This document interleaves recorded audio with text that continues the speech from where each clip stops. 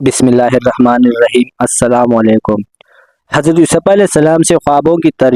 تعبیر دریافت کی جاتی ہے، مگر وہ پیغمبرانہ انداز پر اس سوال کے جواب سے پہلے تبلیغ اور دعوت ایمان کا کام شروع فرماتے ہیں اور اصول دعوت کے ماتحت حکمت اور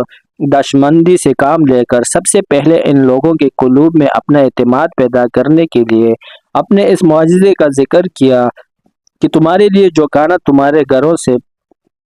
یا کسی دوسری جگہ سے آتا ہے، اس کے آنے سے پہلے ہی میں تمہیں بتلا دیتا ہوں کہ کسی قسم کا کھانا اور کیسا اور کتنا اور کس وقت آئے گا، وہ ٹھیک اسی طرح نکلتا ہے، اور یہ کوئی رمل جبر کا پن یا کہانت وغیرہ کا شعبہ نہیں، بلکہ یہ میرا رب بذریعہ وحی مجھے بتلا دیتا ہے، میں اس کی اطلاع دے دیتا ہوں۔ اور یہ ایک کھلا معجزہ تھا جو دلیل نبوت اور اعتماد کا بہت بڑا سبب ہے۔ اس کے بعد اول کفر کی برائی اور ملت کفر سے اپنی بیزاری بیان کی، اور پھر یہ بھی جتلا دیا کہ میں خاندان نبوت ہی کا ایک فرد اور انہی کی ملت حق کا پابند ہوں۔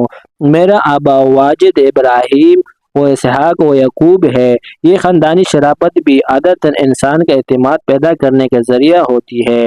اس کے بعد بتلایا کہ ہمارے لیے کسی طرح جائز نہیں کہ ہم اللہ تعالیٰ کے ساتھ کسی کو اس کی خدائی صفات میں شریک سمجھے۔ پھر فرمایا کہ یہ دین حق کی توفیق ہم پر اور سب لوگوں پر اللہ تعالیٰ ہی کا فضل ہے کہ اس نے سلامت فہم عطا فرما کر قبول حق ہمارے لیے آسان کر دیا، مگر بہت سے لوگ اس نعمت کی قدر اور شکر نہیں کرتے۔ پھر انہی قیدیوں سے سوال کیا کہ اچھا تم ہی بتلاؤ کہ انسان بہت سے پروردگاروں کا پرستار ہو یا بہتر ہے، یا کہ صرف ایک اللہ کا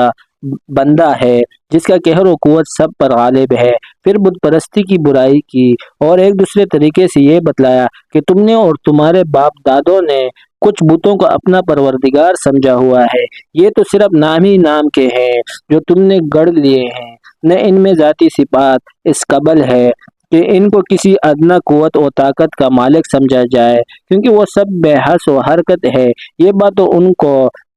آنکھوں سے مشاہدہ کی ہے۔ دوسرا راستہ ان کے معبود حق ہونے کا یہ ہو سکتا ہے کہ اللہ تعالیٰ ان کی پرستش کے لیے احکام نازل فرمائے، تو اگرچہ مشاہدہ اور ظاہر عقل ان کی خدائی کو تسلیم نہ کرتے، مگر حکم خداوندی کی وجہ سے ہم اپنے مشاہدے کو چھوڑ کر اللہ کے حکم کی اطاعت کرتے، مگر یہاں وہ بھی نہیں، کیونکہ حق تعالیٰ نے ان کی عبادت کے لیے کوئی حجت و دلیل نازل نہیں فرمائی،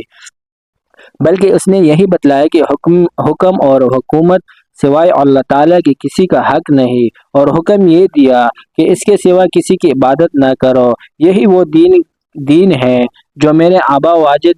واجداد کو اللہ تعالیٰ کی طرف سے عطا ہوا، مگر اکثر لوگ اس حقیقت کو نہیں جانتے۔ یوسف علیہ السلام اپنی تبلیغ و دعوت کے بعد ان لوگوں کے خوابوں کی طرف متوجہ ہوئے اور فرمایا کہ تم میں سے ایک تو رہا ہو جائے گا اور پھر اپنی ملازمت پر بھی برقرار رہ کر بادشاہ کو شراب پلائے گا، اور دوسرے پر جرم ثابت ہو کر اس کو سولی دی جائے گی اور جانور اس کے گوشت نوچ نوچ کر کھائیں گے۔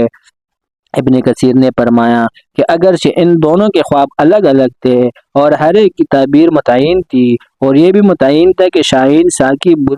بری ہو کر اپنی ملازمت پر فائز ہوگا اور باورچی کو سولی دی جائے گی، مگر پیغمبرانہ شفقت اور رأفت کی وجہ سے متعین کر کے نہیں بتلایا کہ تم میں سے فلاں کو سولی دی جائے گی، تاکہ وہ ابھی سے غم میں نہ گلے، بلکہ اجمالی طور پر یوں فرمایا کہ تم میں سے ایک رہا ہو جائے گا اور دوسرے کو سولی دی جائے گی۔ آخر میں فرمایا کہ میں نے تمہارے خوابوں کی تعبیر جو دی ہے محض اٹکل اور تخمینہ سے نہیں، بلکہ یہ خدائی فیصلہ ہے جو ٹل نہیں سکتا۔